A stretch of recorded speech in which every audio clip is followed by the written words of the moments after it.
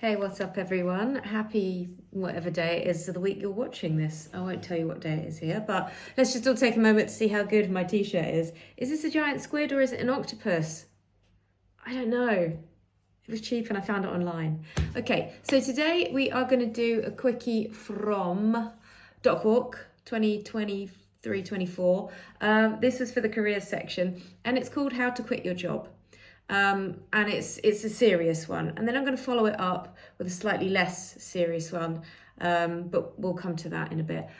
Just a quick plug that this stuff is included in my book, and also I include a few example resignation letters just to make your life even easier, because that's what I'm here for. That's what I'm trying to achieve. So let's get into it. So, how to quit your job.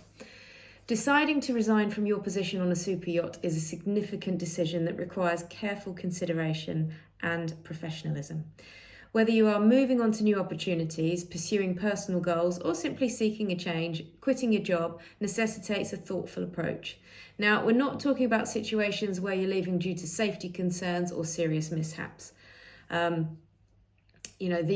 circumstances call for a different approach. This is just a handy, brief guide for how to move on when the time comes, with some grace and with that professionalism I just mentioned, on good terms, and also with a good reference, because you're going to need it. So number one, consider your timing.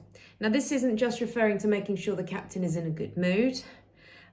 You know what it's like on yachts. Timing is everything. So it's not good form to resign slap bang in the middle of the season when the pressure is high and there's absolutely no crew available. The best time to move on is spring or autumn, when the programs are generally quiet or quieter. And this is the time when lots of crew become available again. So the boat will have time to find the right replacement. It's just a considerate thing to do. Secondly, write a formal resignation letter. So this should usually be addressed to the captain. Keep your letter concise. Express your gratitude for the opportunities and experiences gained during your time on board, and clearly state your last day of work, allowing for your standard notice period. Next, you arrange a meeting. So before you send that letter, request a private meeting with your HOD or your captain to discuss your decision in person. Face-to-face communication is essential for conveying sincerity and also for providing an opportunity for any questions or concerns to be addressed immediately. And also, any sort of shocking bad feelings or offence just to be put to bed immediately. They might even talk you out of it. You never know. Regardless, they'll appreciate the heads up and your professionalism. On a side note, it's a bit like, getting dumped by text. It's the easy way out. It's the coward's way out, but it's just not very nice, is it? Somebody actually face to face talking to you. It's just better, isn't it? So then we can express some gratitude. So you start your conversation by acknowledging the good experiences and opportunities the job has given you. Recognise the positive aspects of your time on board. Don't be a negative Nancy, even if there were times where you thought, God, this is awful. Just put that to the side. Put your professional head on. Consider the great relationships you've probably built with other crew. So as I say, be professional and be positive. So maintain that positive tone throughout the conversation. Articulate your reasons for resigning without dwelling on negative aspects.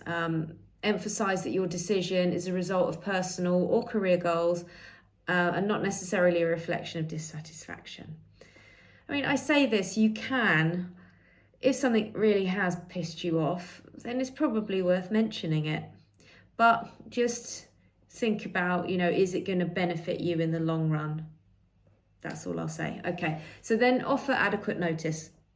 Provide ample notice in accordance with your contract.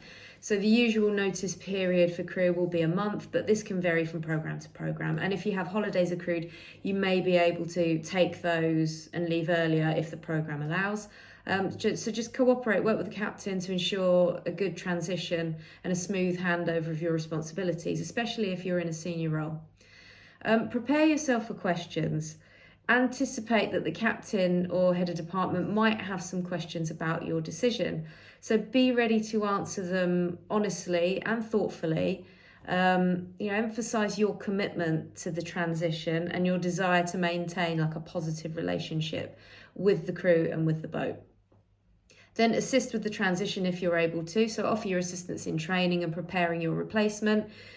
Provide documentation, share important information, and be cooperative when you're doing a handover with the incoming crew member.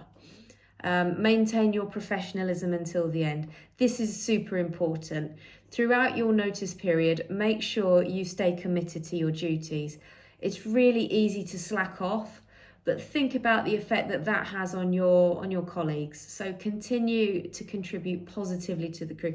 Don't start moaning or bashing things and bring them down just because you're ready and you've made the decision to move on. They might be perfectly happy where they are. So yeah, keep it under a lid. Stay connected, organise farewell drinks or dinner.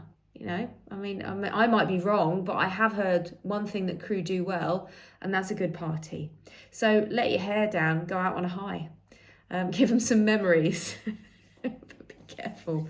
So resigning is never an easy conversation to have. It's a bit like that pay rise conversation. It's always a bit awkward. But if you approach the process with some tact, some gratitude, and a focus on providing a smooth transition and handover, you'll leave with your professional reputation intact, and you'll leave some doors open for future opportunities in the industry.